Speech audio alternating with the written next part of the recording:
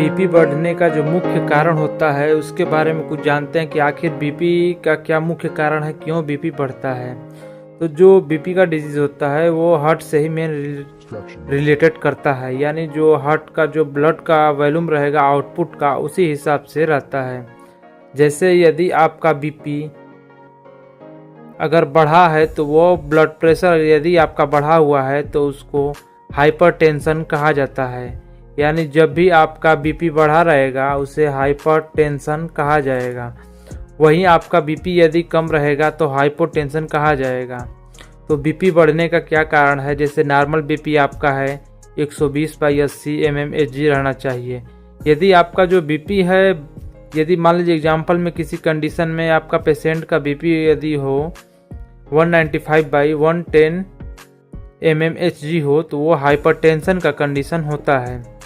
तो ये क्यों होता है, इसके बारे में कुछ बेसिक पॉइंट जान लीजिए। जैसे ब्लड वेसल्स है, ब्लड वेसल्स के अंदर ये नॉर्मल जो ब्लड वेसल्स है, ये नॉर्मल ब्लड वेसल्स है, इसके आप देख सकते हैं जो डायमीटर है ये, यानी जो भी यदि ब्लड फ्लो होगा तो इससे ज़्यादा मतलब ब्लड फ्लो इसके तुलना में ये स्लो होगा, ठीक है। यहीं उसी स्पीड से अगर इसमें ब्लड का फ्लो हो तो इसका स्पीड ज़्यादा रहेगा। क्यों? क्योंकि इसका जो डायमीटर है अंदर का, ये लुमेन साइज है, इसका क्या है, कम है। कम की वजह से इसका जो ब्लड का फ्लो रहेगा ये फास्ट रहेगा, मतलब तेज रहेगा, यानी वोसो कंस्ट्रक्शन इसे कहा जाता है। जो भी वेसल्स रहती हैं, वेसल्स है, इसके अंदर क्या हो गया है, कंस्ट्रिक्शन हो गया, मतलब घट करके इसका जो साइज है वो छोटा हो गया है। नॉर्मल साइज जो था ये था, अब ये घट करके कितना होगा, ये हो गया। तो जो भी प्रेशर लगेगा तो इसके तुलना में इसके अंदर ज़्यादा लगेगा, जिसके कारण बीपी बढ़ जाता है। तो वहीं जब बीपी बढ़ जाता है, पहला कारण क्या था, ब्लड वेसल्स के अंदर क्या हो सकता है, वोसो कंस्ट्रक्शन हो जाता है तब। दूसरा हो गया ब्लड वॉल्यूम मतलब बॉडी में जब ज़्यादा साल्ट हो तब, वाटर रिटेंशन हो तब।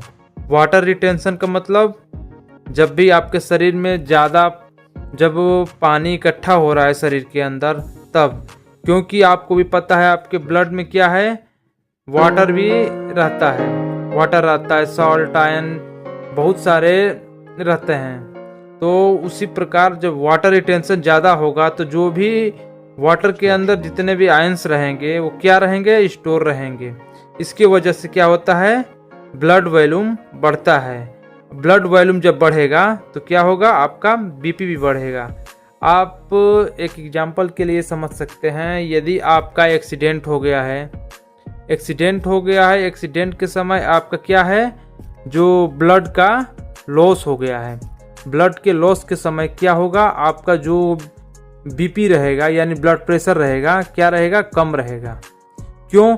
क्योंकि शरीर से जो भी एक्सीडेंट में फ्लूइड निकला है, फ्लूइड के अंदर आपका आयंस रहते हैं, जो कि आयंस आपके बॉडी को मेंटेन करके रखते हैं, वो आपके शरीर के अंदर नहीं है, जिसके कारण आपका जो बीपी रहता है वो लो हो जाता है। लो होने के कारण आपके अंदर बहुत सारी परेशानी होता है, ठीक है। तो आपको एक एग्जांपल के लिए बता दिए, एक्सीडेंट के समय आपका ब्लड लॉस हो जाता है तब, और या फिर आपके अंदर डायरिया हो गया, जैसे ये था हाइपोटेंशन का, ब्लड लॉस हो गया। और दूसरा हो गया आपका डायरिया के अंदर क्या होता है, लूज मोशन होता है, आपको भी पता है, लूज मोशन वोमिटिंग होता है। तो जो भी शरीर से आयन निकलता है, क्या होता है, आयन निकलेगा तो जो शरीर से वाटर निकलेगा, यानी आपके स्टूल के द्वारा या फिर वोमिटिंग के द्वारा, तो शरीर के अंदर फ्लूइड की कमी होगा। जिसे लोग बाहर से ड्रिप लगाते हैं, जैसे RLNS, DNS, D5, ये ड्रिप में लगाते हैं, वो क्या देते हैं, एक तरफ से एक तरफ का फ्लूइड ही देते हैं। क्यों? क्योंकि वो शरीर से बाहर निकल गया है, उसी को शरीर को मेंटेन करने के लिए ये फ्लूइड दिया जाता है। तो यही मेंटेन करता है अधिक से अधिक। जैसे वाटर रिटेंशन हो गया,